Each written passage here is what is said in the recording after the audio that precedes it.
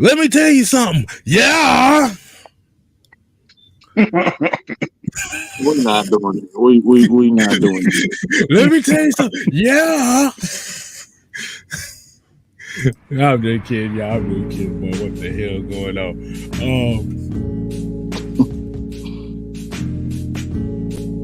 There you go. We got the DJ back in booth, y'all, man. So we went on here and found a new. We found a new one. Hey, ladies and gentlemen, boys and girls, children of all ages, AFN and the Unholy Alliance proudly brings to you. It is Cooler Talk Monday with your boy 6-Man K Styles, as well as the mad scientist, the Senator Palpatine, mad.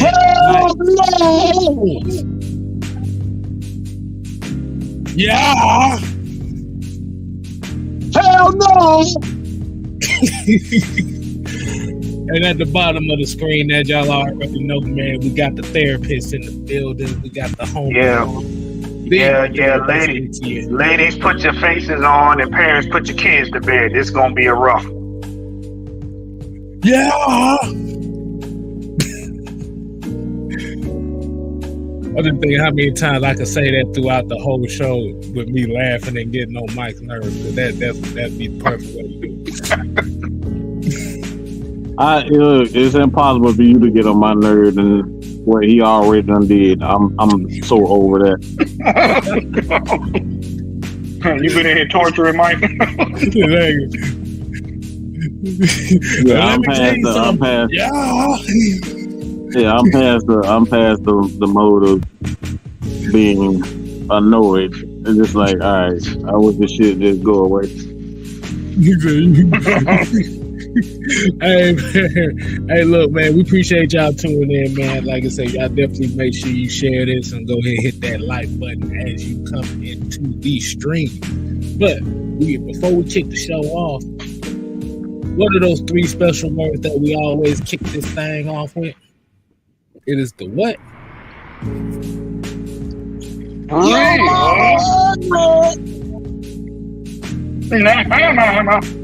Roll call. Hey, it's the real roll call in this motherfucker. It is the real rubber call, man. Damn it, Bobby. All right, today's roll call, man, we're going to definitely give the shout. As y'all already know, the members get the first shouts out of the roll call. And today's roll call, we kicking it off with Big Ant, a.k.a. that's the fam right there. Y'all make sure y'all show him some love over there. We got Terry Lloyd. Oh, Lord, everybody with the years now. All right. That's all the members we have right now. So let's go ahead and finish this damn thing up. Give shouts out to Lee 85, Pat Norris, Smooth C78. We got Robert Ponder in the building. We got Miss Pamela Johnson. Y'all make sure y'all throw some flowers for the ladies in the chat here. We got Kenneth Lewis. We got Edward Worthen. We got Mr. 58 Jammers in the building. We got St. Louis Dirty Bird. We got my player partner, Sonia Howell. Make sure y'all throw some flowers in here for her, too. We got Michael Walker. Not that Michael Walker, but we got Michael Walker in the building. We got the good one. And we got OG Big Sam as well as Wallace Smith. Yeah! No, we're not doing this shit. I'm telling you, I'm striking. This shit keep up, yo. I'm leaving. No, the hell you ain't. I'm leaving my own show, okay? I promise you. Bullshit. We paying for this time, so you better suffer. Bullshit. Bullshit. He said, what that? Hey, look, hey. All right, man. See, the DJ was supposed to see. We almost had a Michael Jackson smoke. The DJ cut the beat. Yeah, we almost had a Michael Jackson moment where he said, what was that video where he was supposed to cut the song off? And Mike said, where he said, "Fred's gone." Fred's gone. Let down. Y'all go. Brad, what you doing? Jobs go. Dad, Tito, I need you to cut down the amplifiers. You're just messing up the sound. Come on now. Come on, Tito. Come on, Tito. Let's do it like we did back in Gary. All right, y'all, man. Like I said, we appreciate y'all tuning in, man. So before we get to this Falcon talk tonight, man, I thought we might as well go ahead and kick it off with a little bit of NBA sports talk. As y'all already know, NBA free agency. Draymond Green robbed the bank. As y'all already know, the NBA free agency is up in here, up and running pretty well. There's a lot of contracts that's been handed out. Some done scratched the damn head. So I asked my fellow brothers here that's on the show with us tonight of all the free agency moves so far in the NBA, which one was you like, really, nigga? We doing this? Did you have one of them moments? Because I had about 2 or 3 of them. Draymond Green. I'm still tripping off of how they got paid because some of these dudes got paid way more than they careers is worth. Yeah. At least Draymond Green got rings, but well, some of them some head scratches. I'm still trying to figure out where the hell they scratched that money together to get Dylan Brooks that kind of money. Like, nigga, why? Why? Come on now. Why? Like, why? You should have gave that nigga. You should have gave him a napkin and a pat on the back. He don't need no 80 million. That's what I'm trying to figure out. Like, where the hell this 80 million come from, bro? He ain't even did $80 million worth That man of need money to get back to them damn T-girls. That's all. Man. He looked like he looked like he got that money so he could pay off the person that braided his hair. That's the only thing that's going right in his career right now. What I just said. He need money to pay. Yeah, because I'm sitting here looking at some of these contracts. Hold on, let me bring this thing up because I had something here. Okay, here's some head. So let me list off some of the head scratches. I'm gonna give you my head scratches right now. Let's see. Let me go ahead. You had Fred VanVleet. 3 years, $130 million. That one was like, what the fuck? Okay. Fred VanVleet.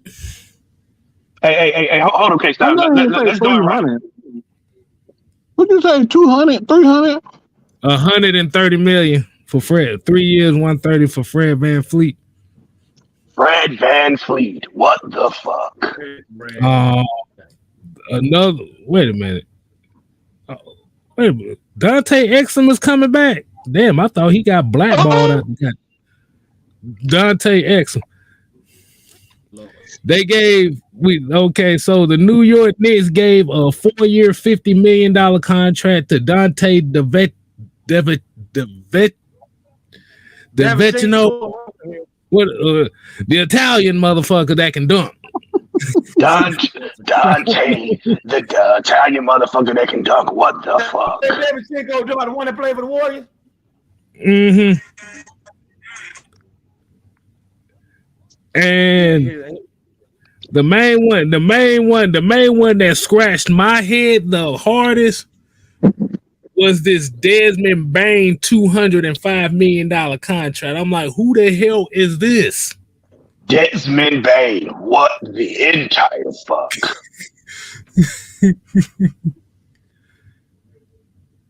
So those were my head scratches as far as this. Like you said, as we already know, the way that this shit's running right now, for those that may like DeJounte Murray in a Hawks uniform, expect this motherfucker to get traded before the trade deadline this upcoming season. Yeah, Magnus gonna be mad as hell. Because if you handing out contracts like this, yeah, he ain't gonna be in the Hawks uniform for no whole season. I'm telling you that now. I promise you. No, sorry to say. But my question is who Do they got somebody on the roster that's just gonna balance out him not being there? Cause we complain about that Kobe Buffkin guy. He pretty much has the same type of skill set. just not he just don't have a price tag on him like that. Yeah, he just don't have a price tag. But like you said, that's gonna be one guy they're not gonna throw into the lineup right away. But like you said, if you look at his game, he pretty much got the same skill set. Mm-hmm. He just more willing to shoot threes than what DeJounte Murray would do.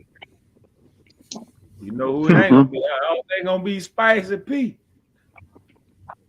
No, not Spicy P. Mm-hmm. Cause boy, the way that they done did this whole cap thing with the NBA Players Association.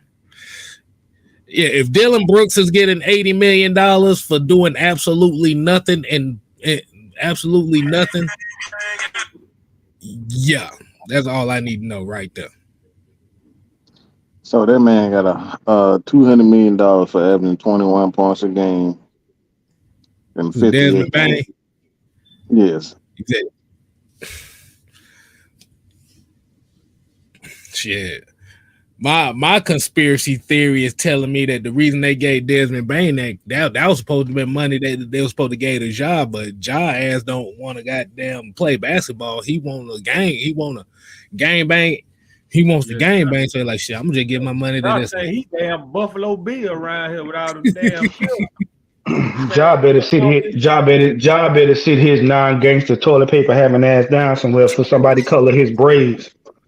He ain't never. It's too late. He already done that. It's too late for that shit. He already bending over shit. No, they gonna color his braids with some sidewalk paint. Man, John Moran ain't nothing but Carlton Bank with dreads. See no. Yeah, see no. Man. But he gonna mess.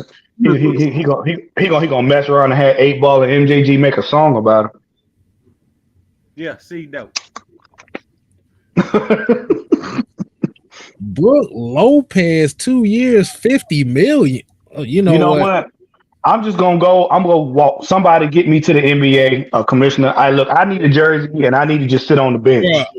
Whoa, wait a goddamn minute. I just found another head scratcher. Hold on. Wait, whoa. I know the Blazers was not about to give no Jeremy Grant no 160. I know goddamn well this ain't true. Mm-hmm. Jeremy Grant, what the fuck? I like know. He say, what the hell? Oh, he improved his numbers this year. Okay. He improved his numbers, but actually he ain't been bad the last 3 years. That's a solid 20, I tell you that much. But like you said, as you know, where this league is going right now is a lot of these. Boy, you better be able to develop your players, boy, because if you can't, you is all ass out of luck. You ain't lying. Southside here said the Knicks are taking the Eagles' approach of college teams winning championships and snag the whole Villanova championship. not the whole Villanova. Say it ain't so. Say it ain't so. Shit, they might well go ahead and snatch up Kyle Lowry ass while we at it. Man, look, I'm gonna tell you right now, these last couple weeks for the NBA, y'all to turn that shit into a circus. That's all it is to me. I dare y'all. But I'm intrigued. But I'm intrigued that Draymond Green is gonna be the highest paid triple single player in NBA history. If y'all ain't seen him act gorilla, he about to act triple gorilla now. He gonna have gorilla with a teacup in his hand. Who wants to get the foul next? Please let me bow you in the neck. Donkey Kong Jr. That's the only motherfucker I know that in order for you to be on the court with him, you gotta wear a goddamn football helmet because that motherfucker gonna do something to you. But I didn't want to go ahead and get that out the way. Let's go ahead and get right into the meat and potatoes of tonight's conversation. Woo. Now, I want to give a shout out to the family, to the brother Blackberry Larex, who did a live earlier today. Home team. Home team. So if y'all haven't checked it out, check out Blackberry Larex without the C now. Remember, that's Blackberry without the C. No C, just the K. Just the K. He spoke on Arthur Smith. And as far as the NFL ranking Arthur Smith as one of the, 29, so pretty much one of the worst coaches in the league. Third worst head coach. Oh boy. Now, Can I please start it off? No. I gotta interrupt you. I gotta interrupt you. I want to get this shit off my chest. Let me do this real quick. You gonna go into the logistics Hold on. Let me do this. I'm going to start it off, but it's not really starting it off because I got a rant, and that rant is going to be right after you. I just want people to just prepare themselves for it. That's all I want. Lord Sidious, are you going to say something, Lord Sidious? That motherfucker, he done turned into goddamn Shao Kahn on y'all ass. Mm-hmm. So that's how I want. I want to finish it off. All right, that's all I want to do. So go ahead. Okay. So Arthur Smith took over this team 2 years ago. Might have to speak up a little louder tonight, right? Okay. Have to speak. All right. So he took over this team approximately 2 years ago with a lackluster roster. Mm-hmm. They picked him to go 2-15 last year. Mm-hmm. They won 7 games. Mm-hmm. He exceeded expectations. So you mean to tell me this man is the third worst head coach after he took a team with possibly the worst roster in the league to 7 wins? Not only did he have him on the brink of the playoffs, he had him on the brink of a division title. And he the third worst head coach. You know, boy, look. Made me lose my damn. Who were the ones that worse than him? That's what I want to know. Who's worse than him? Somebody who got the list? Who's worse than him? Who was worse than him? I don't see. I'm in the mind of not understanding stupid, but let me know when you get done. Let me know when you get done. You can't fix stupid. No, you can't. People still turn a blind eye to the job that Arthur Smith does. It's that Atlanta narrative. It's always a narrative, like Magnus said yesterday. It's always a damn narrative about it. Always a damn narrative. Always a narrative. Always a damn narrative. I can't wait till damn Arthur Smith shit all these folks up. I can't wait, boy. Oh, okay.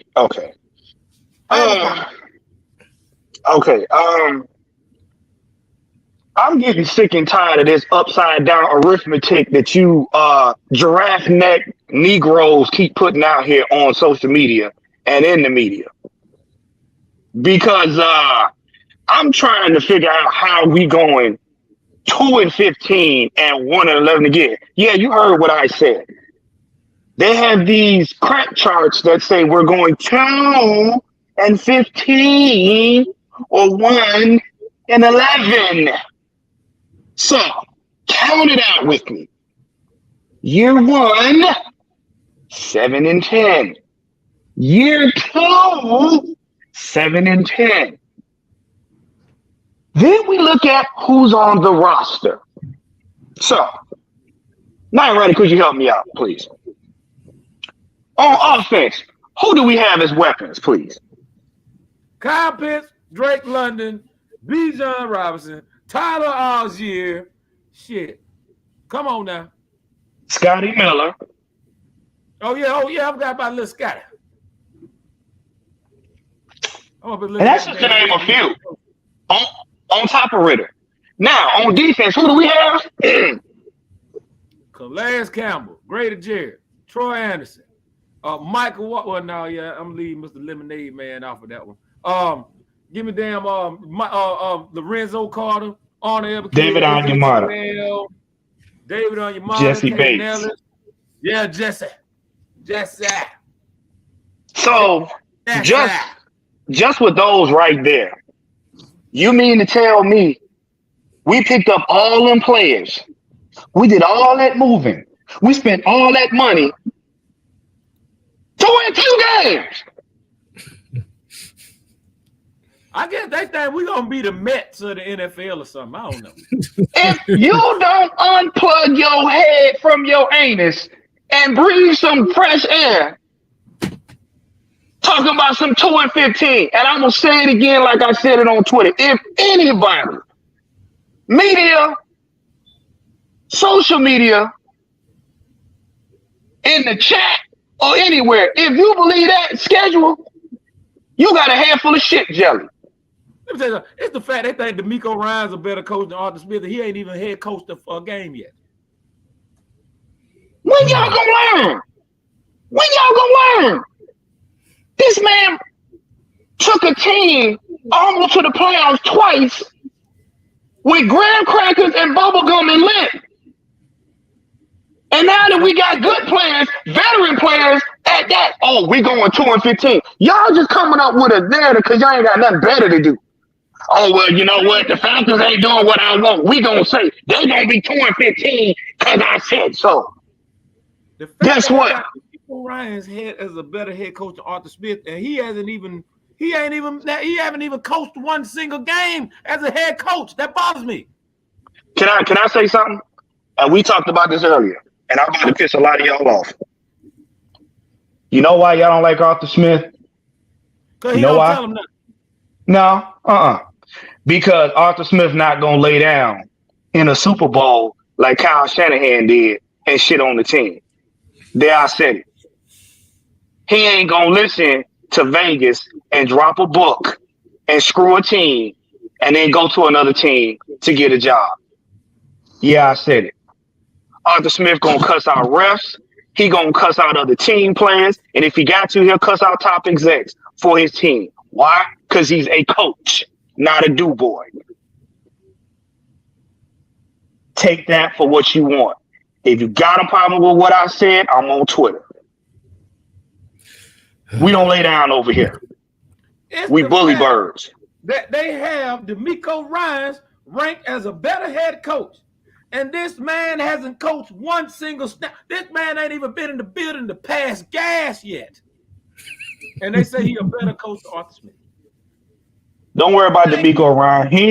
You ain't gonna hear his name come week 3. You ain't gonna hear his name come week 3. Head coach. Dennis Allen showed that he can't coach himself out of a wet paper bag. He's shown that. And that rant was sponsored by the Golden Niggas. That is the therapist version of his rant. Like you said, you can catch that on iTunes, on iCloud, and all that. And Spotify. And Spotify. Type in therapist ATL rants. Now, for the feature presentation, Mad Mike Sports, the rant is yours. The floor is yours, brother. So, I want to ask y'all a question before I go the fuck off. Offensively, what's one of the most important stats there is? What would you say? Like, in order to keep a drive going, like what's one of the most important factors in offense and even in defensively. Third down conversions. Yeah. I Exactly. concur. So what do you guys think the Falcons will rank in third down conversions? Top 5, gotta be. Top 5. Offensively or defensively? Offensively. Gotta I be think top 5. offensively, I think they was 9th in the league. I think something like that. They was a tenth behind Jacksonville at 41-8. That's 10th in the league.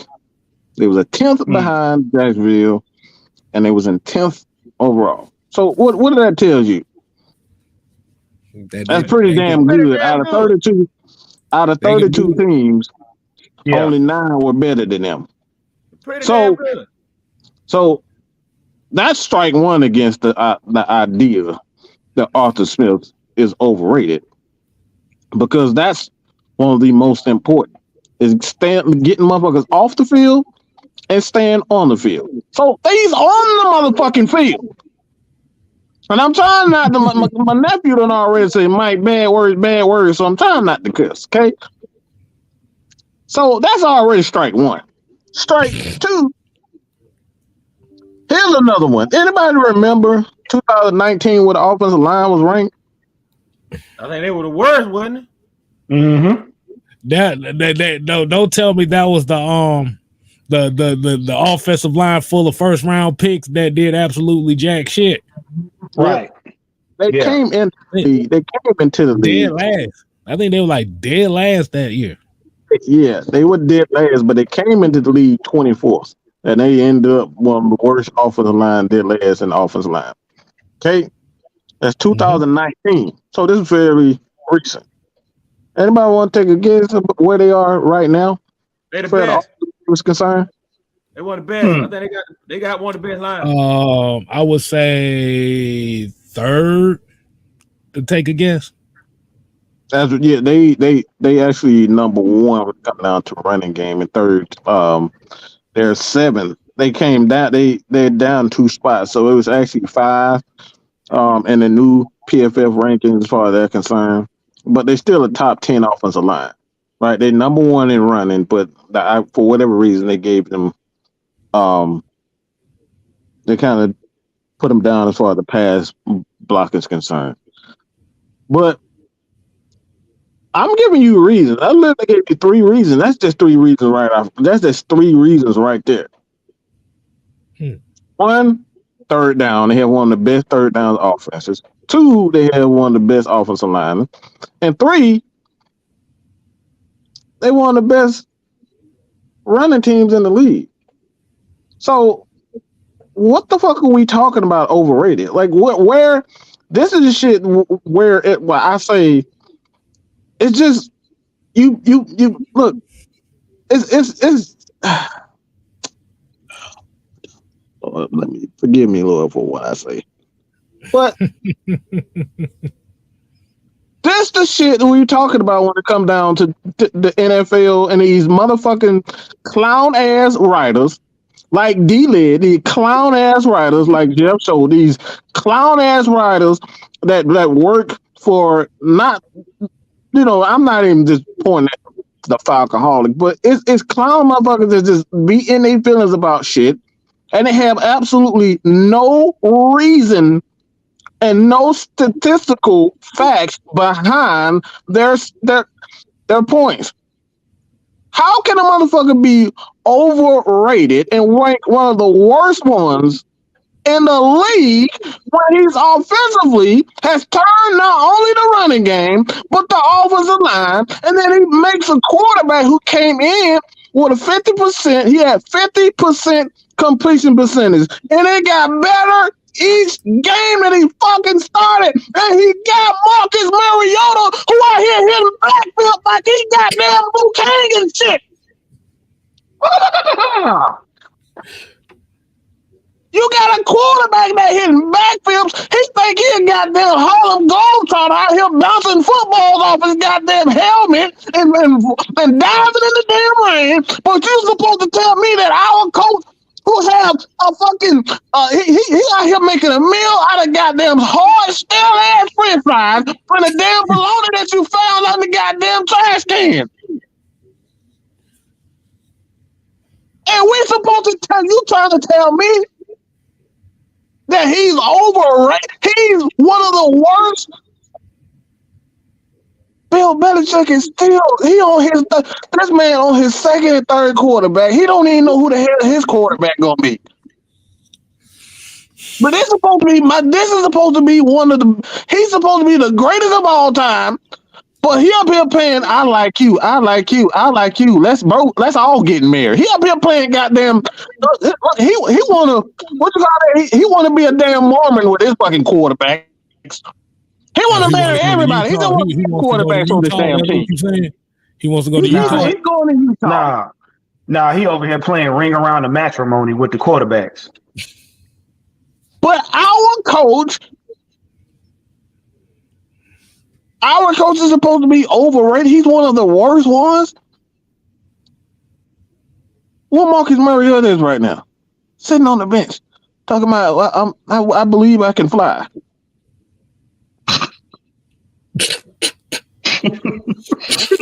I believe I can fly. I believe I can. Yeah. Hold on.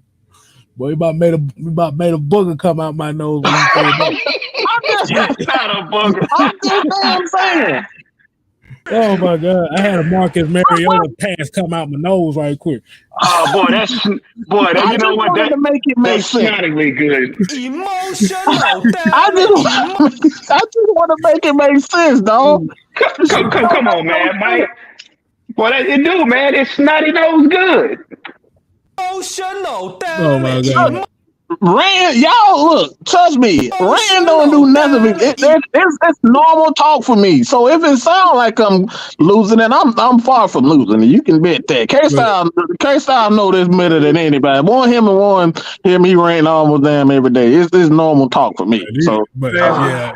Like I said, if he doesn't rant, somebody pays later on. Yeah. So I gotta get it out. Yeah. So it's normal. Okay, it's like he's like Mauna Kea. If he don't erupt daily, then there will be some problems and consequences. It's gonna be consequences, repercussions. The consequences are not. And that's all I had to say. That's really all I had to say. Like I said, I can give you the facts, the stats, and the truth. All right, that's what we all.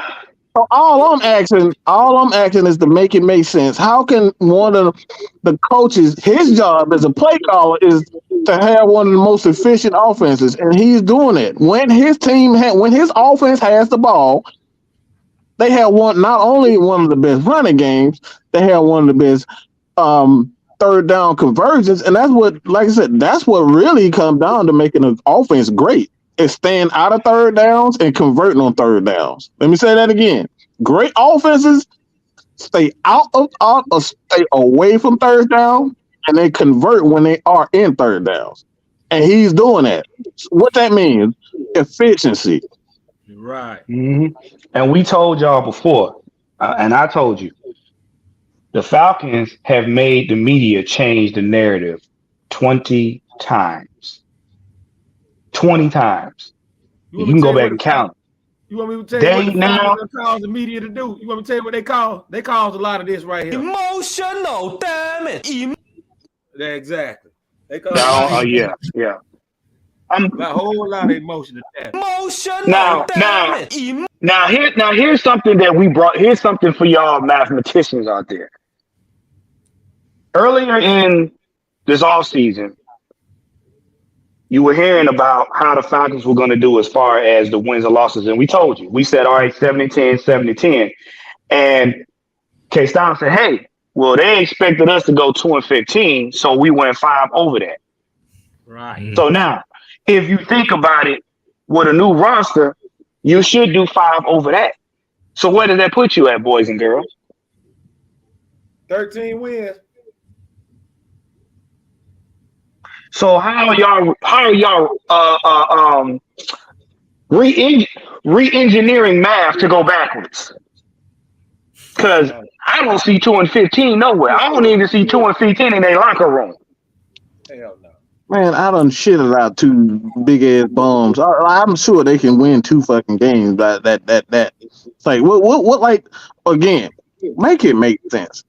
You Right. trying to tell me we can't beat the Bucks when we beat the Bucks last year and they offense and they roster is much worse than that? Like shut the fuck up.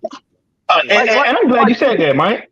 I'm glad you said that. I'm glad you said that because that's the funny thing. Y'all put the Bucks and the Saints conveniently out front battling for the division. First of all, do y'all not understand that the Bucks team is on life alert? And then on top of that, Dennis Allen showed that he sucks as a head coach. And do y'all understand? Do y'all understand? We're talking about an anemic New Orleans team, no matter what they tell you, because they shit is anemic. And a Bucks team that's on life alert. A geriatric football team. And you telling me that they gonna beat the snots out of the Falcons to the point where we gonna be in last place to where they ain't gonna even think about us. I gotta ask you a question. What flavor of crack is your Kool-Aid? Ass crack. Doodle Brian. Emotional, damn it. Emotional, damn it. Exactly. But get my take on this, man. Go ahead. We already know what the real issue is with this. This ain't got nothing to do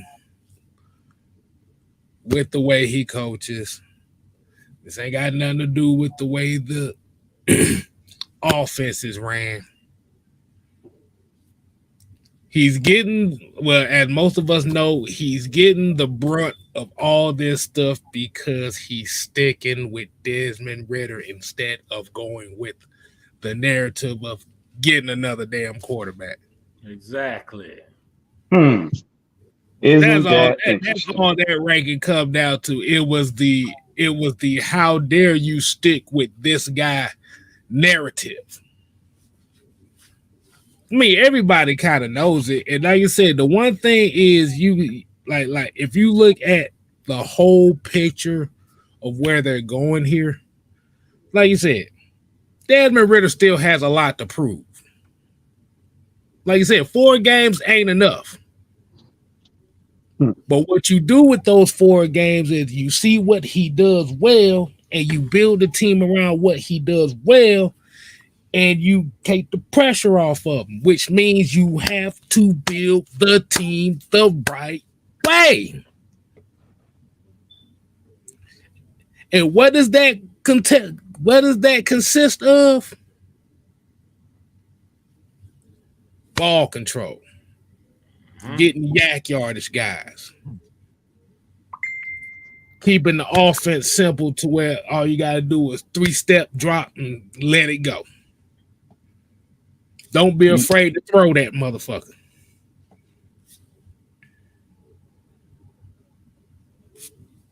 Like I said, we like what it is his offense is boring as fuck. It's like watching an NBA game where you see a motherfuckers running motion picks for mid-range jump shots all day. Oh, dear. But you know what, K-Styles? And I'm gonna ask you this question. Yo. Do y'all think that Arthur Smith and Terry Fontenot would have built this type of team around Mariota, knowing his deficiency? Hell no. No. My point exactly. See, when we're looking at the way that they were going with it, and I keep telling people, Mariota was brought here as a placeholder to just be a bridge and let Desmond Ridder learn this offense. He's a placeholder. The intricacies of it. Now, with that being said, I want y'all to pay close attention to what K-Style said because he just dropped stuff. What up, Jill? Jill talks. Hey, yeah, and look, y'all make sure y'all get y'all tickets for the red and black event. Yes, Absolutely. Check out the community tabs on AFM, Mad Mike Sports. And like you said, just make sure you get your tickets in, man. Like you said, we definitely doing it for a good cause, and we definitely hope to see y'all out there so we can all chop it up. Y'all make sure you have your face in the place, boy. If you ain't there, you ain't nowhere. Let me tell y'all something. We got a guest coming through, man. Y'all better stay tuned. Yeah. And definitely also, if y'all haven't seen my community tab, Utah Sports, he was on the show. What was it? Friday or Saturday? No, it was Saturday. Yeah. So I got it on the community tab. You definitely check it out and make sure you subscribe to that channel as well. One question. Jew coming to the Red Black event. Jew, is you coming? Is you coming, Jew? Hopefully he can get there. Hey, I think Magnus making that trip. But look, let me let y'all know something, man. Arthur Smith and Terry Fontenot have designed a offense where you can't have a quarterback just managing the offense. It ain't designed. This right here is a high-powered, high-scoring, punch you in the mouth offense, which needs a quarterback that's going to be able to make plays. Now I know some of these goofballs out here gonna hear this, roll over, blow a fart, and talk about, well, Ritter ain't no quarterback that can make plays. Bullshit.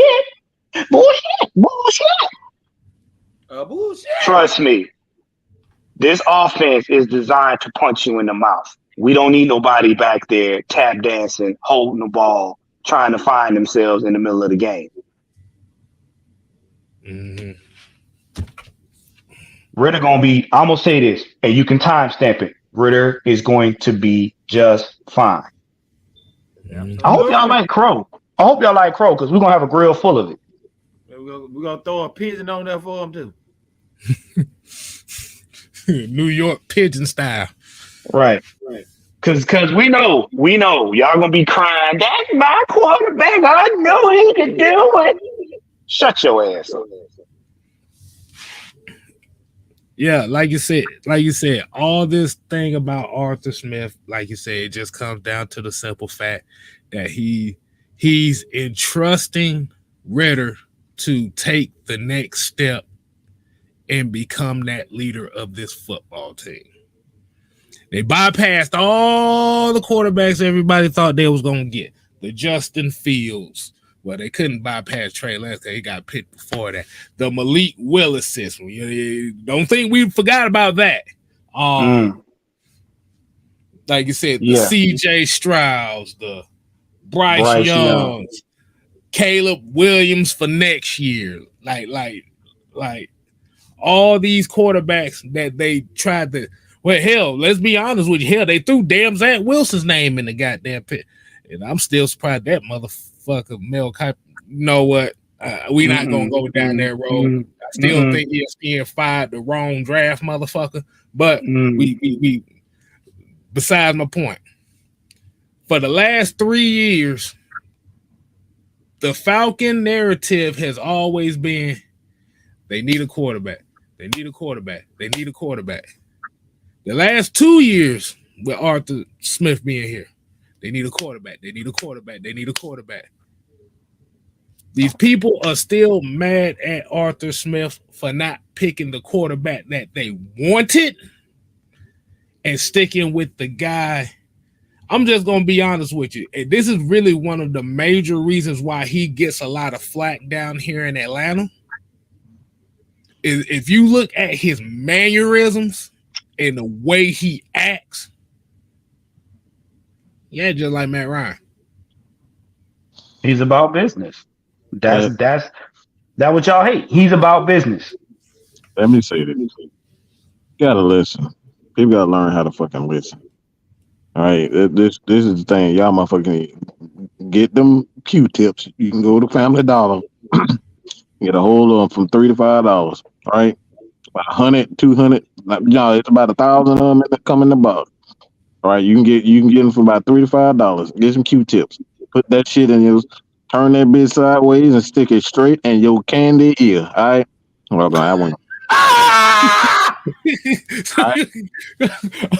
Hey, look, that one went completely left and right. Like, I'm trying to change. I did that on purpose. But y'all need to learn how to listen. The motherfucker told us what we are. I've been saying this for me and K-Style have been saying that this team is going to be cost efficient. We're not going to superstars 200 million, 150. What K-Style? Do you remember what Arthur Blank said? When a quarterback makes how much? You remember the number? When he said when he's about 30% of your cap. It's kind of hard to build a team. And let me give y'all an example. And I'm about to piss a whole lot of people off with this example. I said that for a reason. I already knew it was going to get you. Go ahead. Okay. Do y'all remember when Michael Vick got that $130 million contract? Yes, sir. Yep. In 2003, 2004? Yep. Do you remember the salary cap? Do you remember how much percentage of the cap that took that team? That his contract took up? No, I'm not familiar about that part. I looked it up. That contract took up 44% of the cap. And who did they build a team with? They start getting rid of players. Players start walking away. Because remember, they gave Peerless Price the contract the year before. It was a long contract. Then they gave Vic the contract after that. And that's two people. This is why when Arthur Blank made the context as far as them coming into this offseason with a lot of money, where he said, this is the first time I've seen this team have a whole bunch of money to use in free agency. He's going off of that shit right there. Hey, K Styles. But like I said, that let the narrative be is Matt Ryan's contract took up 30-something%, but you didn't have the smoke when Vic's contract took up 44%. Right. And you mentioned something else. You just basically said history repeated itself without saying it, because remember, you just said Peerless Price and Vic, right? Turn around maybe about 8 10 years later, maybe 12. You had Matt Ryan and Julio Jones. Yep. Let me throw some up there. All right, I got some. Take y'all down memory lane real quick. Everybody remember what happened when A-Rod signed that contract? Which one? The most recent one? A-Rod, the most recent one. Oh, you talking about? Oh yeah, the contract that got him about $51 million a year. Yeah. What happened? What happened after that? The motherfucker ended up trading him literally the year after they gave him the damn contract. Okay, that's 2. What happened when we gave him? Devontae Adams was gone. Yep. Quick. They started letting a lot of their defenders go as well. They still kept their core guys, but like I said, then that's where it comes. Like I said, that's where it comes down to. Your organization is only going to be as good as the people, as the players that they can develop. 2, what happened with Matt Ryan? I think we all know when we re-signed Matt Ryan, we start losing a lot of players. I think we know that. Tevin Coleman was the first one gone. Right. Mohamed Sanu. I was gonna say Mohamed Sanu. Sanu was gone after Ridley got drafted. So that's pretty much the same time. Yep. Sanu was gone. Like I said, all those pass rushers was gone. Dontari Poe was gone. Yep. See, I gotta understand. Mike, hold on. Let me say this. Hold on. I got a couple more for you. You see what happened in Dallas. What happened? What's going on in Dallas? Zeke gone. Got his money. Zeke is gone. Zeke is gone. La'el Collins gone. Now they switching players' positions to make up for stuff. Cause they had to get rid of a Woozy. What was it? Chijobi Awuzie? And he ended up signing in Cincinnati, and he ended up being one of the best corners in his league. So that's 3 examples right there. Got one more for you. Oh yeah, Amari Cooper gone. Yeah, Amari Cooper. Yeah. So there's a pattern in this. There's a pattern in this where we see this. We see it every time a quarterback get paid. You're already seeing right now with Buffalo. Buffalo, this is their last chance because if they don't, they got to get rid of most of their pass rushers because you already got Thang up there, Miss Thang Jr. up there, twerking around, mad about whatever the fuck he mad about. Yes, I said Miss Thang Jr. because that's what the hell he is right now. But you see all these teams and all these every time a quarterback get paid these massive contracts, and this is where I give the Kansas City Chiefs. I know a lot of people up there saying, "Well, the Chiefs did." Well, the Chiefs didn't necessarily. They gave Patrick Mahomes the money, but what they did is doing exactly what the Falcons are doing right now. His contract is ultimately when you look at Patrick Mahomes, his contract is basically an opt in, opt out, opt in, opt out, opt in, opt out. So it's going. He's going back to the negotiating table every time. The team agreed to give him money back. So it's like you see a $500 million contract, but it's not really $500 million. It's really just to opt in. So it's a way to keep them safe. And this is why I'm saying with the Falcons, you hear Arthur Blank saying 25%, 25-30%. They're gonna keep it right there. You're gonna see a lot of players come in and make they're gonna sign a 1 to 2 year deal. You always see players sign 1 year deal or 2 year deals. You very seldom see a 3 year deal with the Falcons players. They never really give out 3 or 4 year contracts unless it's a guy like Chris Lindstrom, a guy they believe in. You have yet to see a 3 year deal. Does anybody know this year that a player signed a 3 year contract or 4 year deal? Nope. Not a drop. Hey, That's how you. Anybody knows how good the tag team titles look right now? I'm just saying. But that's what we talking about. Is the Falcons. All I'm saying is you'll never see a quarterback in this organization as long as Arthur Blank is alive. I don't think you ever see a $300 million, $200 million contract ever again. I think the best you're gonna get about 120, if that. It's too much money that's gonna be allocated to the quarterback. And Arthur Smith has already stated no one player is gonna be over this team. Yep. Yeah. Because when you pay a quarterback that amount of money, you're telling the organization, you're telling the guys that support him, hey, he the most important. So y'all got to hold on. And a lot of times, especially if a team gets into the postseason, they're looking to get paid. Exactly. So you telling them that, hey, your efforts was nice. It was good you played for us, but we got to look out for this dude right here. Okay, so I'm looking at Patrick Mahomes' contract right now. His contract structure. This is on sportstrack.com. So y'all get a chance. Look it up yourself. Just based on the 4 year deal, just so you guys know. So this is sportstrack.com. This is Patrick Mahomes' contract. As we already know, his full contract was a 10-year, $450 million contract. Am I correct? Well, with incentives, it's up to 500. Oh, okay, yeah. With incentives and stuff. So his contract was guaranteed at $141 million.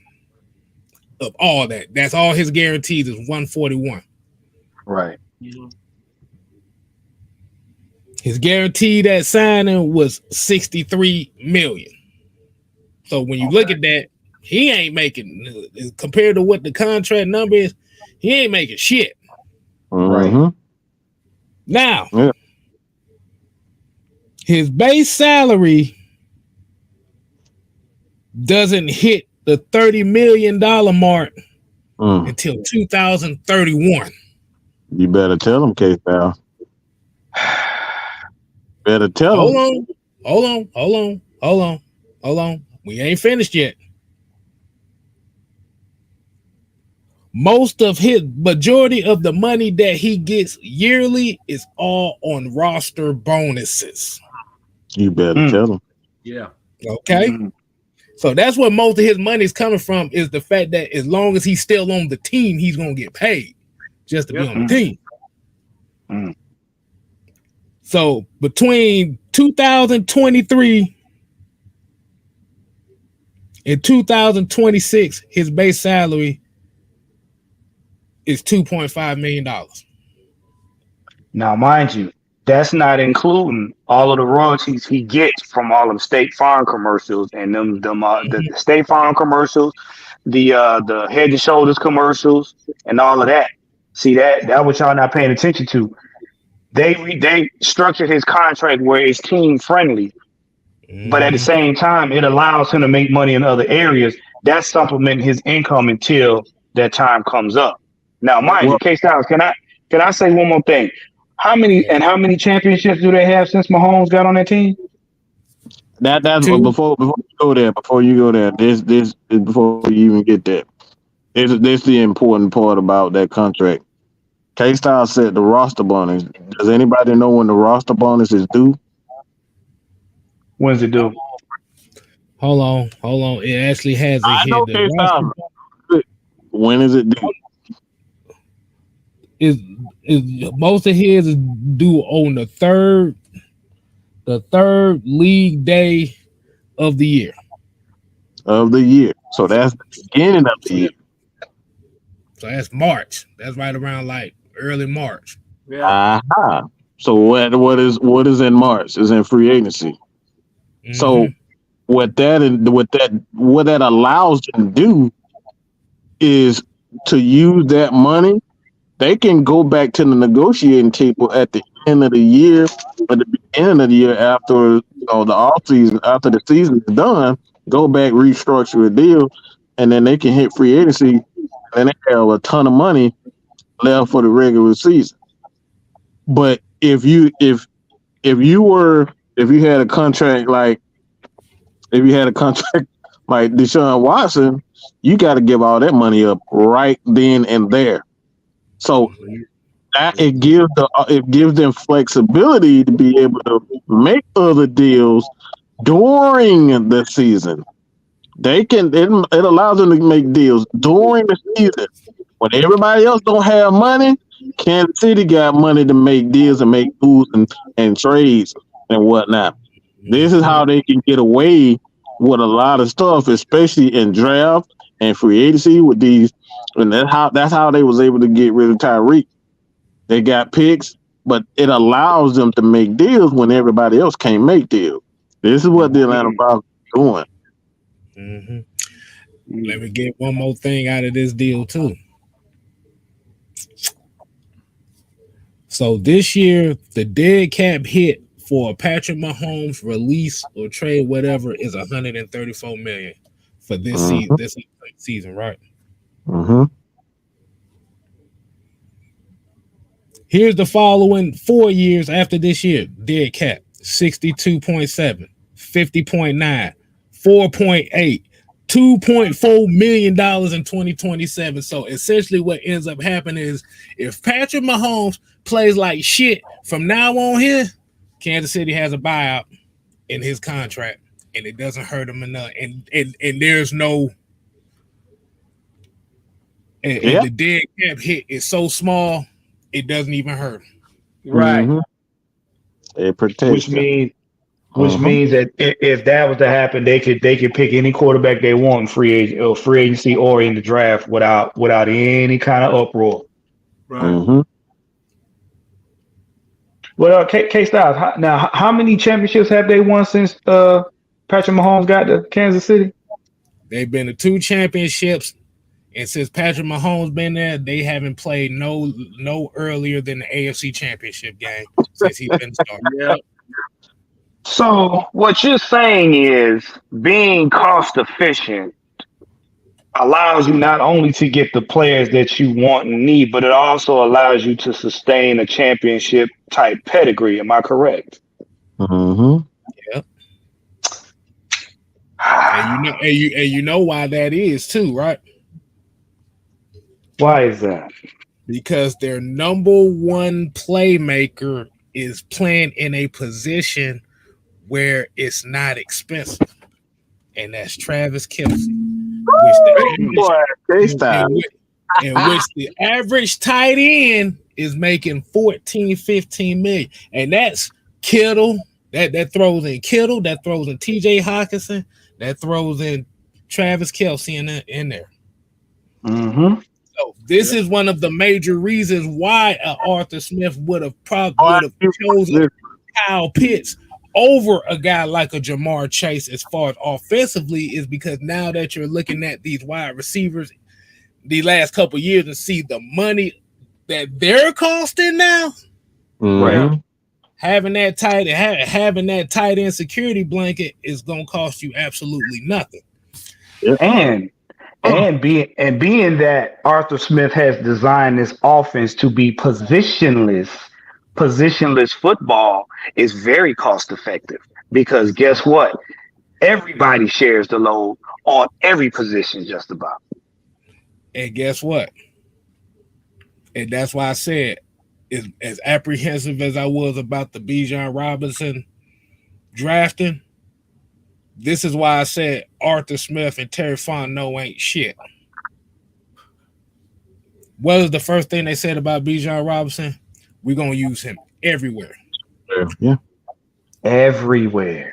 Now, by using him everywhere, you cannot pinpoint what position he plays. Since it's positionless, if he's not getting 1,500 rushing yards and he's averaging about 7-8, it may be 400 and 500 pass receiving yards, he ain't going to be making as much as the top running back in the league by the time his money comes. Mm-hmm. Right. And by having him in different positions, you don't wear him down like the average running back. Yep. You extend his career. You extend the threat that he is on the field, and you make the team more efficient.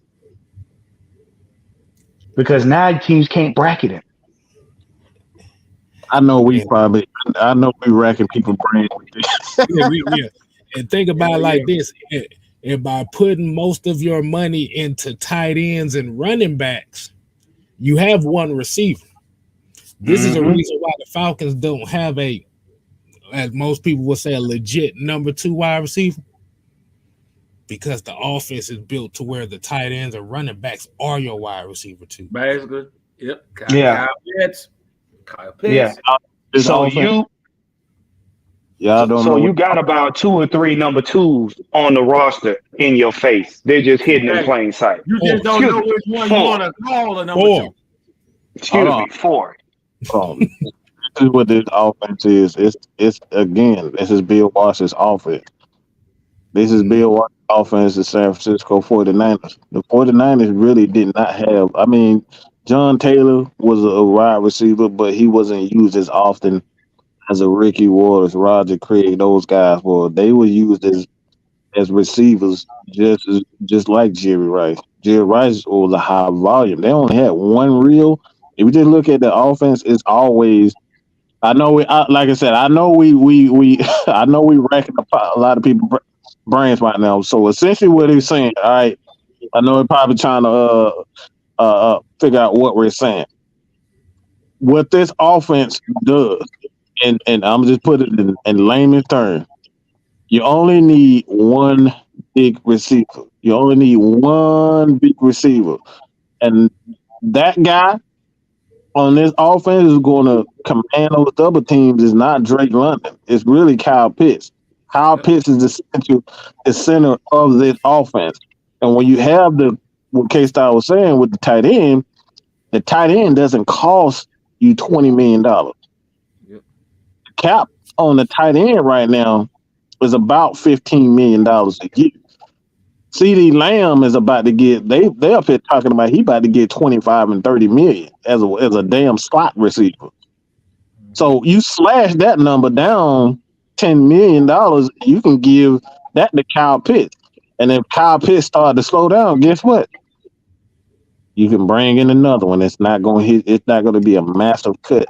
It's not going to be a massive dead cut. It's not going to be, a $15 million dead cut because of a tight end. The most you're going to get out of a tight end is maybe a $8 million in dead cap, especially at 15. Depending on where, when, and where you cut those guys, you're not going to see those types of numbers. So the dead cap, you can turn around, use that money, draft another a younger tight end, and repeat the cycle. So, and the thing about tight ends, you're gonna always have a tight end that can catch it every draft. Every draft, you're gonna have a tight end that can catch the ball. It may not be level of a Kyle Pitts, as far as his skill set, but you can always draft a tight end that's gonna be able to, you can get those in third or fourth round. Mm-hmm. It's not gonna cost you a lot of money. The most is gonna cost you in this type of offense is an offensive lineman. Right. Because by the same website, the number one paid tight end in the NFL right now is George Kittle. Yep. Kittle with $15 million a year. Mm-hmm. At $15 million. Who behind Kittle? Travis Kelce? No. Travis Kelce's behind him at 14.3. Got heels.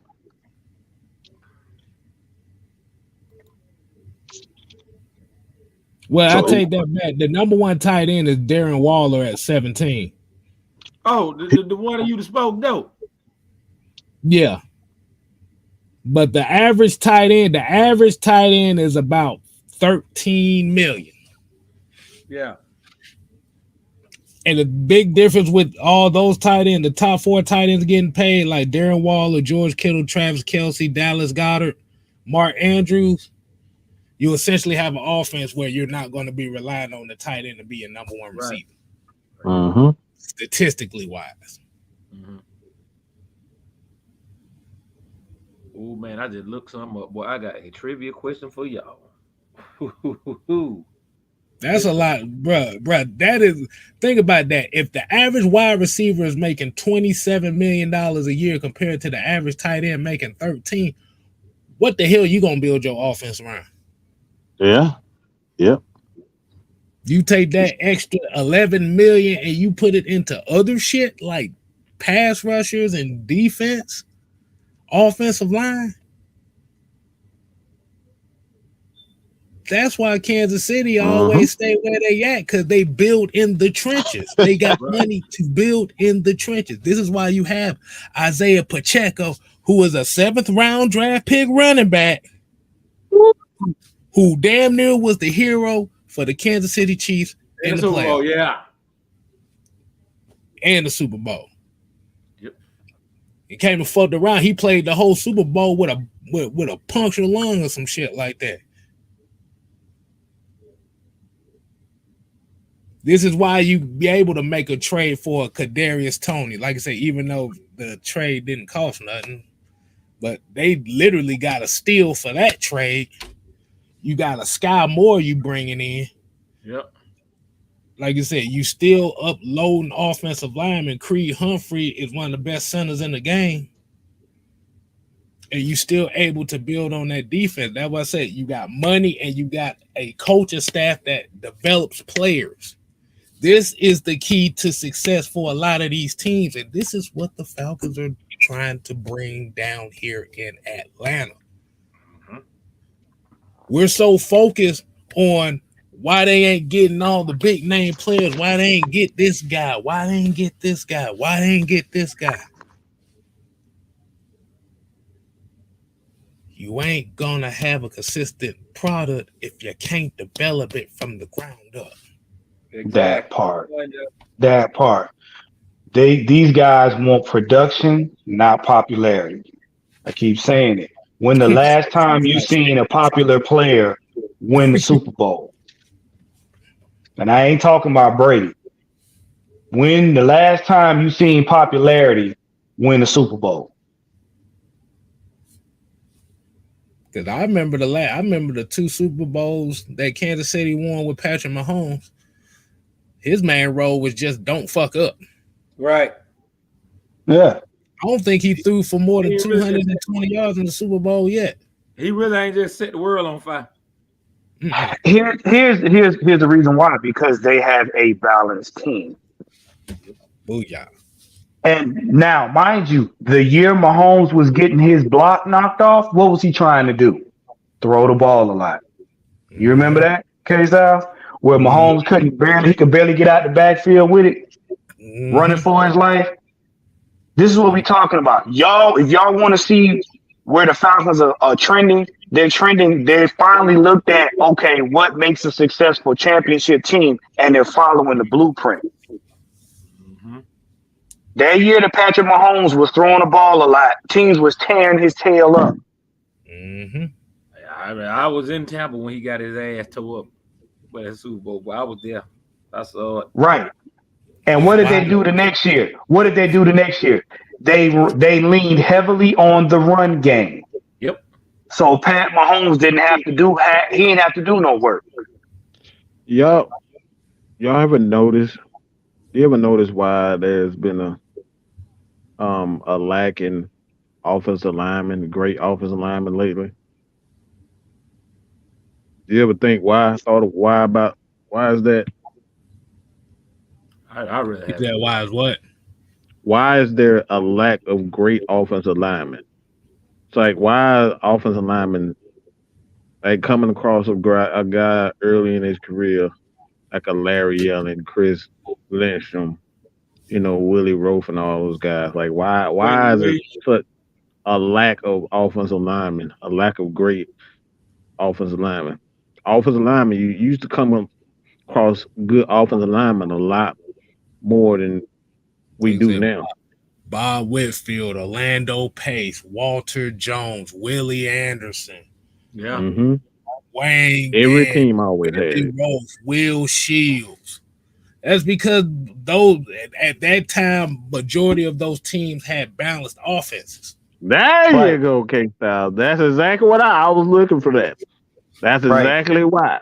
You ever look at the teams, the Philadelphia, the Chiefs, anytime you have a team with balance, they have a balanced approach, the offensive linemen are so much better.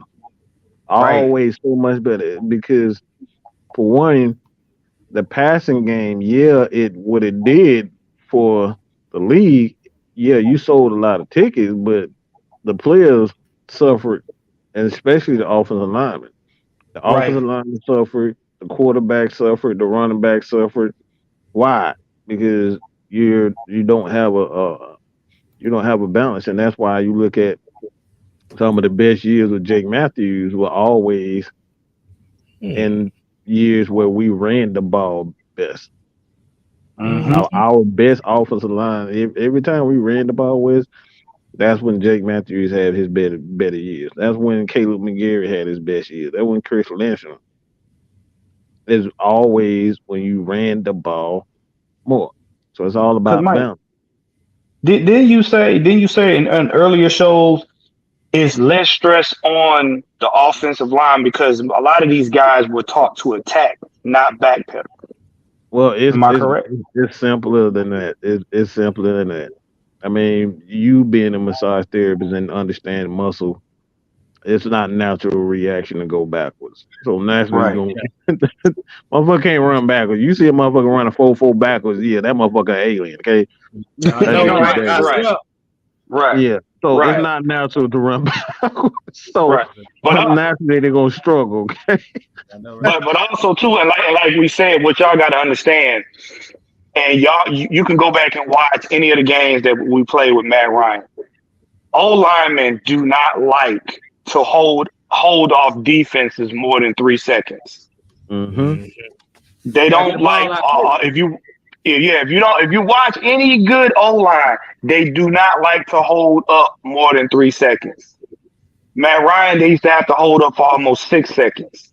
And what Mm-hmm. that incurs, like Mike said, over time you start incurring injuries because you got to think if a man is driving down and you're not in attack mode, most likely you're gonna get hurt trying to because you're straining unnaturally trying to stop somebody Mm-hmm. until the quarterback gets the ball out.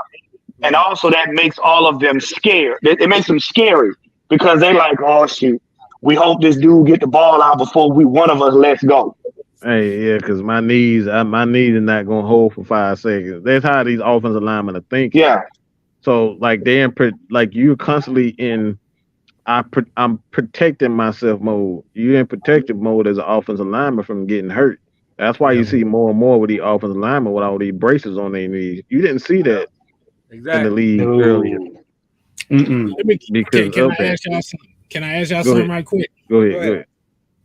I'm gonna ask everybody that's watching in this chat. Like I said, we got 85 people in here. Like I said, y'all definitely make sure y'all hit that damn like button, man. Give us a thumbs up if you liking this conversation right now, because this is a conversation that needs to be had about these Falcons. Yep. Let me ask y'all something. And I'm just sitting here doing some research here. What was y'all thoughts on the greatest show on turf? Case don't do this. Don't do this, Case. Yes, I'm gonna have to do this. So I'm gonna ask everybody in the chat. Do anybody remember the greatest show on turf? The 99 St. Louis Rams. Good God. This is part one of this. This is part one of this. That was a machine. That was the money. Mm-hmm. And beginning and the end. Beginning and the end. Let me give you some numbers on. Let me give you some numbers on that right quick on that team. For the most people that may not know, the greatest show on turf offensively was the number one ranked offense in the league. Am I correct? Yeah. Mm-hmm. Okay, here we go. Let me put this down.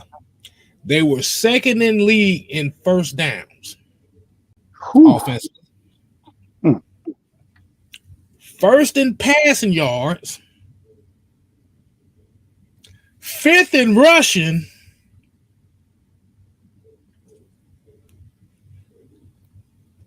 And here's a stat Mike gonna like. They was the number one team on third downs. Woo, boy. That's exactly what I just said. Emotional, damn it. Emotional, damn it. Kurt Warner threw the ball for 4,353 yards, 41 touchdowns, 13 interceptions. And he was bagging groceries the year before. Good gosh. Yeah. That's part one. Mm-hmm. Now,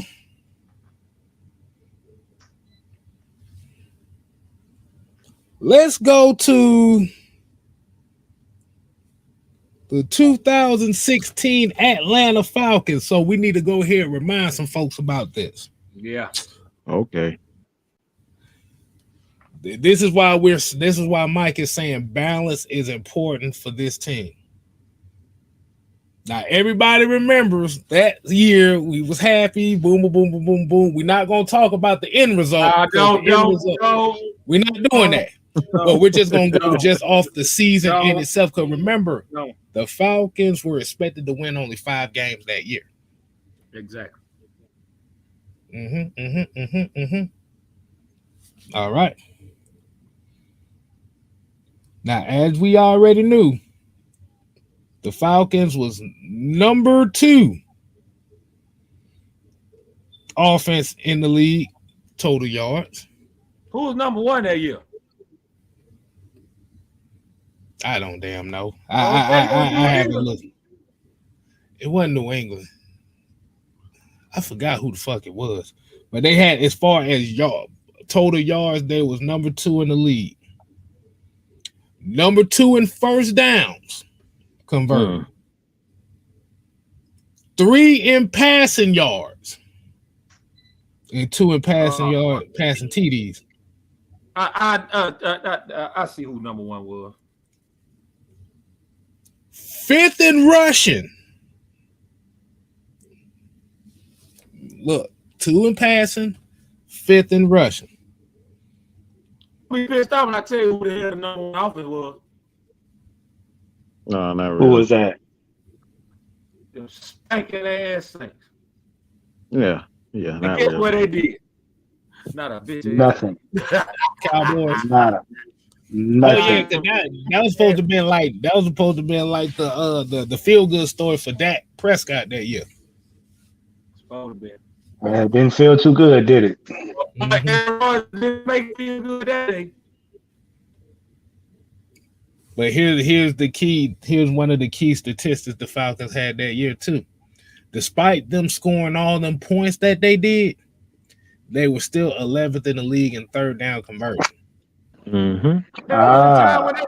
You see?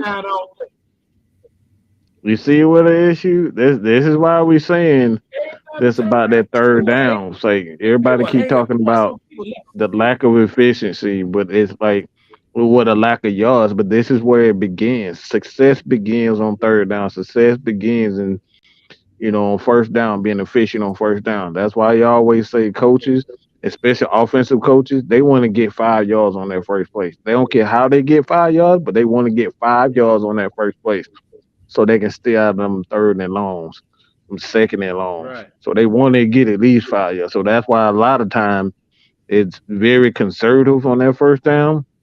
And that's like balanced third down conversion, getting 5 yards on first downs, and continuously holding the ball. And like I said, you can go down the history. You can go down the history of the NFL. When you see, if you can go back to that 2001 Baltimore Ravens defense, offense. The offense wasn't very explosive, but what they did, they ran the ball well. They was able to mix it. They had Shannon Sharp, and I forget the other tight end that they had. They had Shannon Sharp. I forget what it's not really important, but it's like they had 2 tight ends that they could go to, and then Jamal Lewis was doing his damn thing.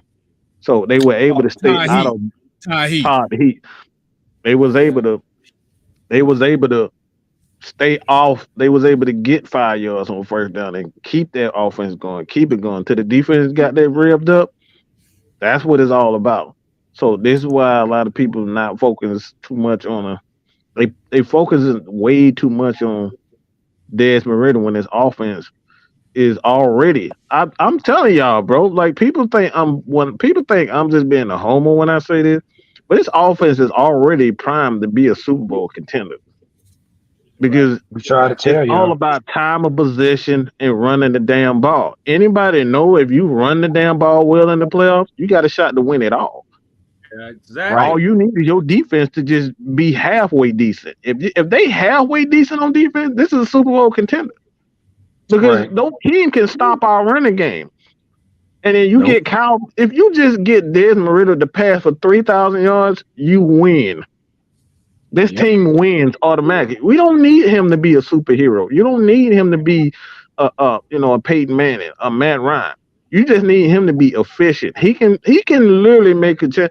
Bro, we had a game in the NFL, a Super Bowl with the Rams and the Patriots. It was 13-3. And both of those offenses struggled all year long. But they got to the Super Bowl. They got to the Super Bowl because the defense was great. Both defenses were great. So, like I said, at the end of the day, bro, it's like the Falcons have the recipe to be a Super Bowl contender. But the problem with the Rams in that Super Bowl was they was trying to play action. They tried to get Jared Goff to throw that ball like 60 some times that game. You had no running game whatsoever because who was that running back they had? Todd Gurley? No, not Todd It was Gurley. Gurley. It was somebody. I forget who it was. Connects knees Todd Gurley, and they had the other one, the one that came from Carolina. See, it was like CJ Anderson, something like that. What is Anderson? I think it was that. It was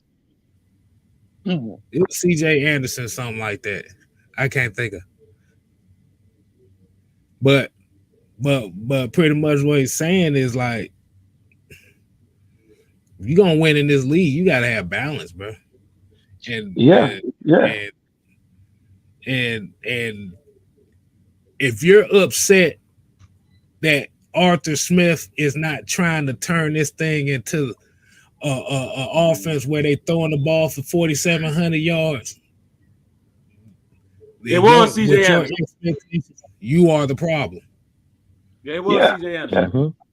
Because see, people, they don't realize. You got to realize. I don't care how good a team plays in the regular season. I've said this. It's not who you. It's regular season is who you play. The playoffs is how you play. And a lot of the teams that get into the playoffs are 1 or 2 games away from being burned out. Because a lot of them don't get a late bye week, so they don't get that. They don't get that time to rest right before the playoffs. Most teams get it mid-season.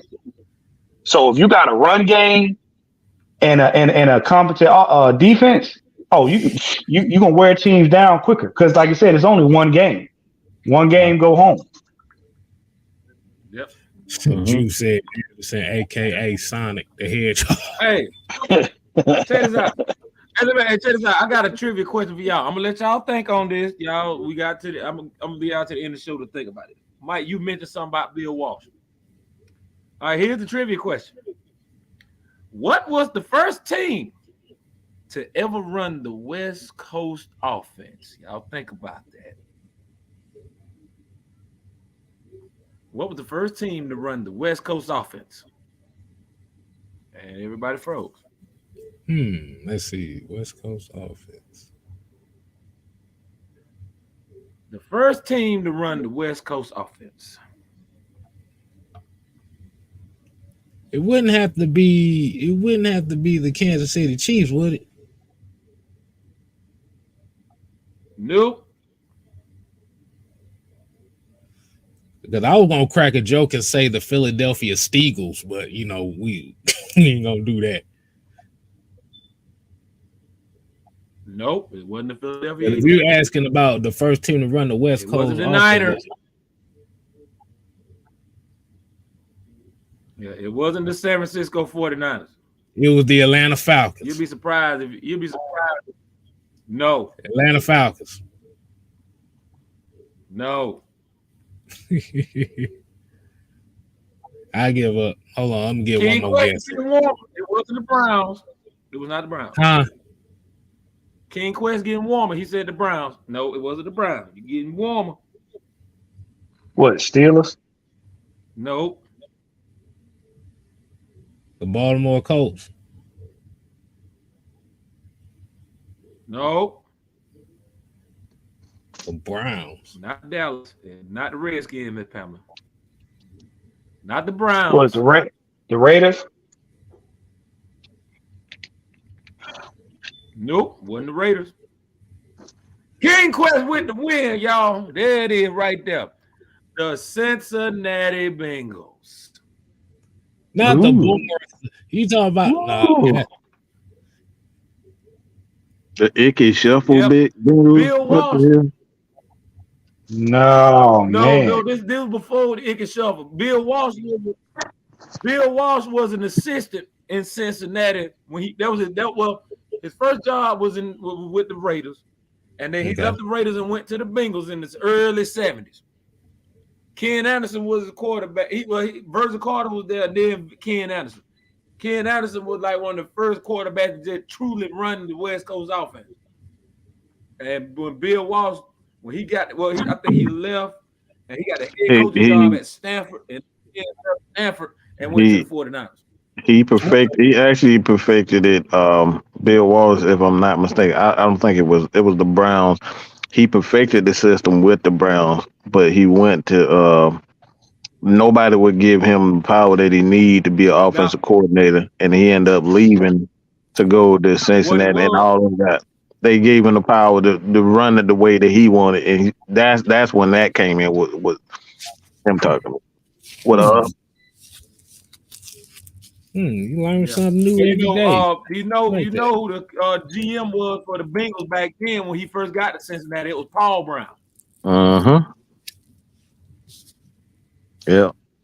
Yep. Okay. Paul Brown was I did not know that. He could never get anybody to back him up with his new system that he developed. Like he kind of accidentally stumbled upon it. But like the more that he tried to get people to, it actually began with the Raiders. It began with the Raiders, and like I said, when it end up, what end up happening is he tried to get people to, to buy into it, but like nobody would actually buy into it. I think who the coach for the Raiders back then? Wasn't it Sid Gilman? In 66. What's it 60s? Let me see. Let me go. I forget. I know exactly who it is. Because I don't think they were the Oakland Raiders then either. I think in 68, Sid Gilman with the Chargers. It was John Roach, however you say that, man. John Roach. I like that. I need to put that in my itinerary right there, man. Hey, appreciate that. I did not know that. Yeah, he tried to get he took it to everybody. He wanted everybody to run it. But like I said, the Oakland Raiders was the first team that he wanted to, but like I said, he went to Oakland, he went to Cincinnati. I believe he was with the Chargers, if I'm not mistaken. Yeah, Sid Gilman was the head coach of the Chargers back then. Yeah, it was John Roch. Roch, whatever the hell it is. Okay. Yeah. Okay. But I'm trying to see who was the head coach for the Paul. I think Paul Brown was the head coach for the Bengals when Bill Walsh was there. Yeah, John St. Clair said Walsh was a protege of Brown. Okay, I thought so. Yep. And boy, Bill Walsh produced the hell out of some head coaches. Boy, I was looking at his coaching tree, man. He got some nice ones. Denny Green, Mike Holmgren, Bill Callahan, even though he was more of a better offensive coordinator, he wasn't a good head coach. Brian Billick, Gary Kubiak, Dick LeBeau. Shout out to Dick LeBeau, man. Mike Malarkey. Didn't know that. Mike Sherman, Andy Reid, Jim Zorn, Marty Morningwig, John Harbaugh, Sean Payton, Mike McCarthy, Chucky, John Fox, Jim Fossil, and Steve Mariucci. And you can throw Tony Dungy up. That's a big tree. That's a big tree. All coaches that had running backs that could do multiple things. Oh, yeah. West Coast offense, baby. And you can pick out of that tree. You can pick out of that tree how many championships there were. Oh, I've got Mike Tyson. Mike Tyson was on that coaching tree too. And all right, okay. So that's what it was. Mike Tyson really was known for. I think he was really more known for developing offensive linemen, though. Yeah, he was a better O-line coach than he was a head coach. Yeah. I mean, he has some good teams in Minnesota now. Don't get it twisted. He did. Teams in Minnesota. They just couldn't get over the hump. Yeah, but that's Minnesota, period. Minnesota been like that since the 1970s. The Purple People Eaters. Yeah. Yeah, the TV. Like they ever said. But yeah, man, we got about a couple more minutes. Hey, look, I'm about to say we better stop, but we better stop with the football history before we start hurting folks. But we already hurt I think we're gonna hurt people. Yeah, we don't hurt their brains today. Look, I've been on a damn NFL films binge for the past 2 weeks, bro. Hey, look. This is football theory 101. This is a college course y'all taking. You guys are free to get up and get you a glass of water before the end of the class. Okay. All right. Now, I want to have a little fun with the last few minutes. I want to ask my brother something. Oh God, I know you laughing, so I know what you about to do. What are some of your most memorable movie villains that you could think of? Is it okay? Is it comic book or is it straight movie? I'm just talking about just movies, just right now, just movies. Okay, I'm about to say something that's gonna have all y'all cracking up. I just saw this the other day. The 1974 Superman Zod. Kneel before Zod. I hear a voice like that, boy. If I was an actor, I don't know how many takes I had to do that scene, boy. If I hear something like that, I'll be busting out laughing. That's the first supervillain that ever wore a patent leather suit with slick back hair. Any one of y'all, Night Rider, Mike, y'all got a super. Hey, I'm bet, man. Y'all gonna laugh your ass off when I tell you this. I forgot my boy's name. He was the dude. Roy Fegan. He was goddamn Simon Kane, the Meteor Man.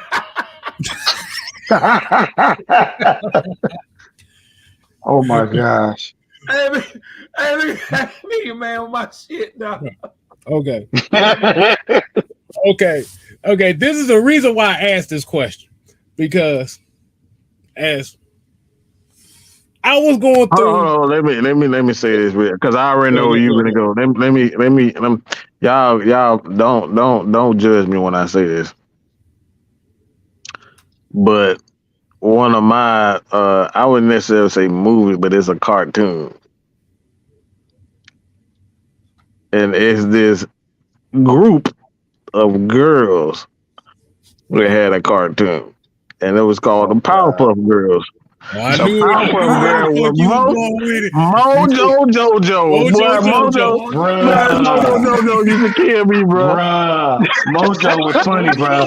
That's fucking hilarious, bro. I used to watch the Powerpuff Girl just so I could see Mojo Jojo. Mojo Jojo. I'm going to get rid of your Powerpuff Girl because you decided I'm sick and tired of you. I am Mojo Jojo.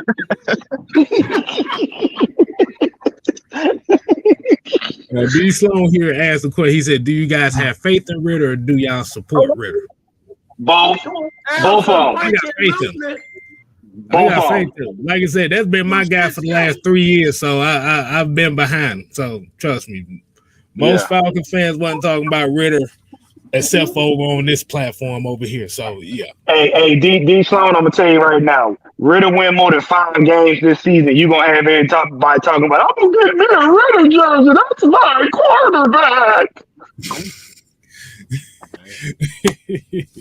All right. The reason why I asked this question was I'm fucking around this weekend and I'm on Tubi. You know, Tubi got all the good movies going on right now.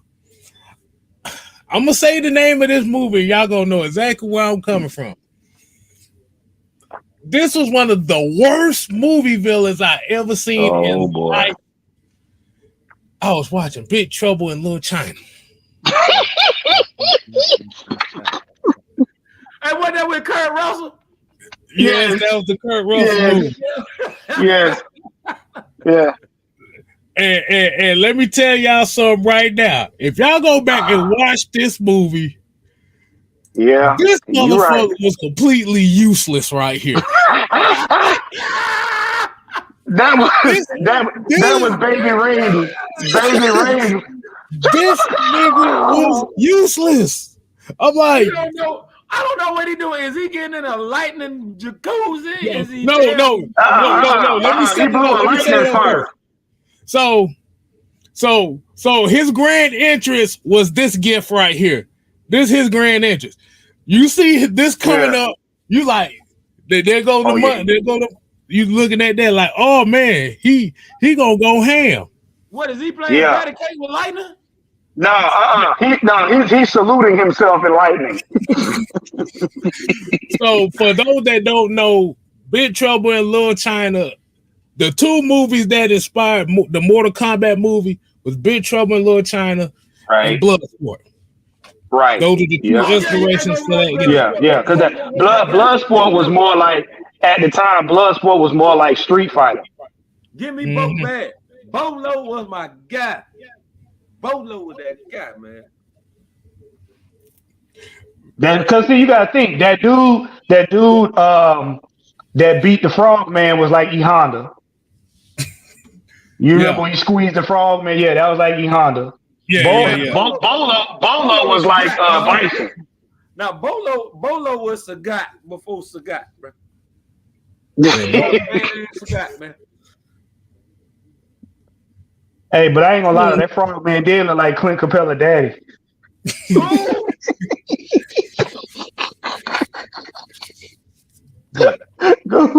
back and look at Bloodsport. That dude, the Frog Man looked like Clint Capella daddy. Look, Quest, look where I'm going. He said, I thought you was talking about the dude that got mad and it exploded himself. No, that motherfucker. Hey, look, he at least did something in the movie. You literally at least seen him fight people. That was wind. That was thunder. I got a good ass feeling for you. Oh, let me finish this off right quick. Go ahead. This motherfucker showed up in 5 scenes. The first scene, he's shooting lightning, showing off. The second scene, he's shooting lightning and showing off and kidnapping a girl and riding the thing of lightning. He basically taking. Third scene is he's shooting off lightning again, and then he got hit. Somebody reflected it with a metal fan, and he flew across the room. The fourth time he showed up was behind a wall of fire, supposed to scare somebody, which led to this motherfucking picture, and he got killed because somebody dropped a statue on his motherfucking head. Yeah, because that fourth time he closed that mouth down on the wedding so they could escape. And that's when that little it was Ed Shin. That's when he blocked it with that katana fan, and that motherfucker said, he did the gopher throw. Hey, I got a good movie villain for y'all. Look at how the hell we forget about Showing Up, bruh. Who's the master? I wouldn't even really call Showing Up a villain. Hey, Showing Up was a joke. Don't do Showing Up. This nigga Showing Up stole an 18 van and put louvers on it. Hey, look at y'all, get out Showing Up. Showing Up wasn't even really a villain, because the thing about it was he didn't really do villainous stuff. He wanted the smoke from one guy. That's all he wanted. He didn't terrorize nobody like that. Well, you ain't see what he did in the pizza parlor? Hey, that was his phones. He didn't terrorize nobody. You see what he did to the pizza parlor? He directed his pizza to Daddy Green's Pizza.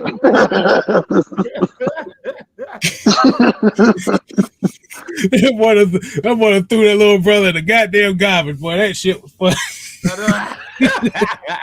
He made you kiss his Converse and everything. Now, one villain I just really found useless to me. I'm sorry, I couldn't take Jim Carrey serious in Batman Return and Batman Forever, dog. Man, bro, he is not a movie villain, bro. Jim Carrey, he was. No. Jim Carrey need. I'm sorry. Yeah, he sucked as the Riddler. Yeah. Jim Carrey. Like I said, show enough kind of like when I'm thinking of like villains. When I'm thinking of villains, like villainous type shit. Like I said, yeah, his Goonies did all the bullshit, but him himself, he didn't really fight nobody unless they challenged him. Right. If that the case, So remember, you had the fake Bruce, the fat Bruce Lee in the beginning. He kicked that motherfucker off the stage. You had the other dude that karate kicked him in the back. He tore that man's ankles up. Right. He bit his ankle. Hey, what y'all think about damn Zeus and No Holds Barred? Oh gosh! That first of all, that unibrow did not help any because the unibrow was cross-eyed.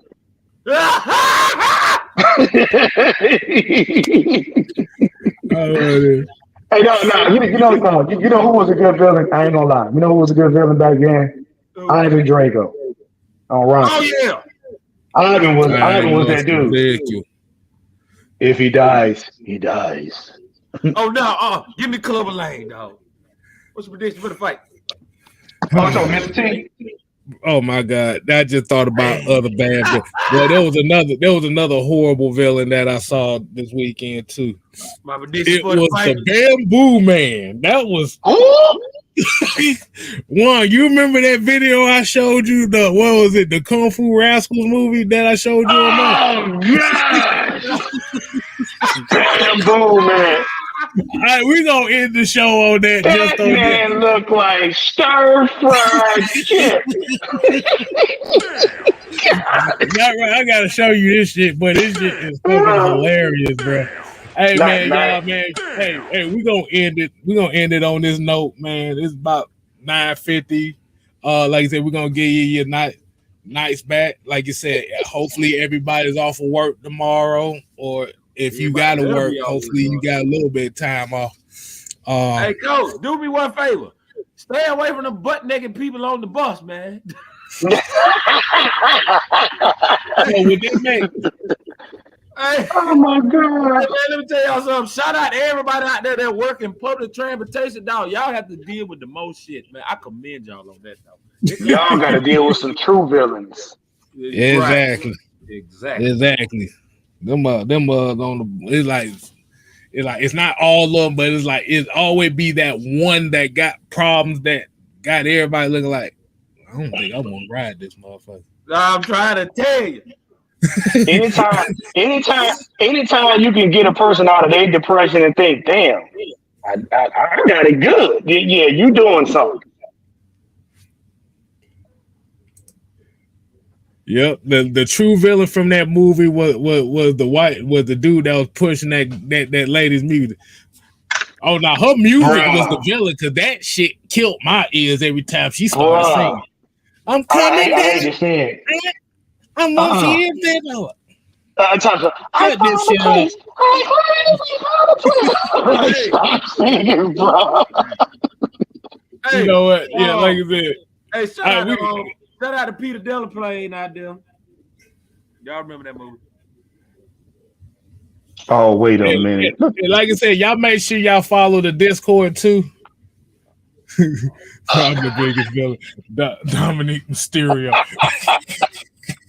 Man, Dominic Mysterio just like old boy from damn Big Trouble in Little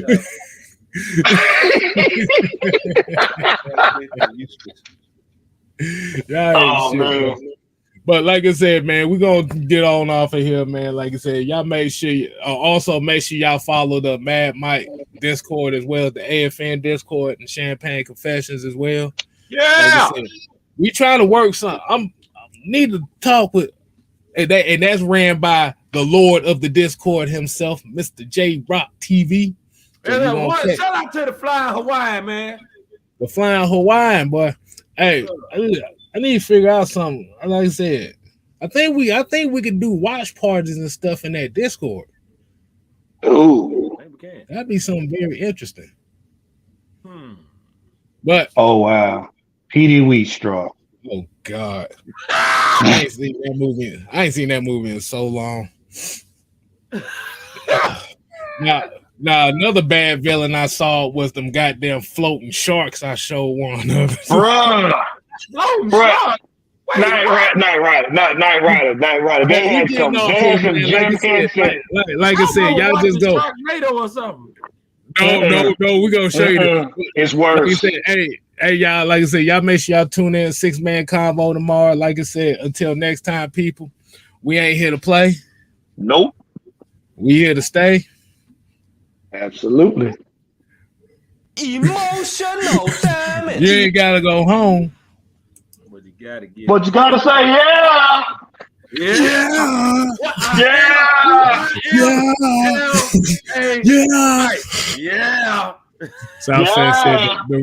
Southside said the real villain is Matt Ryan.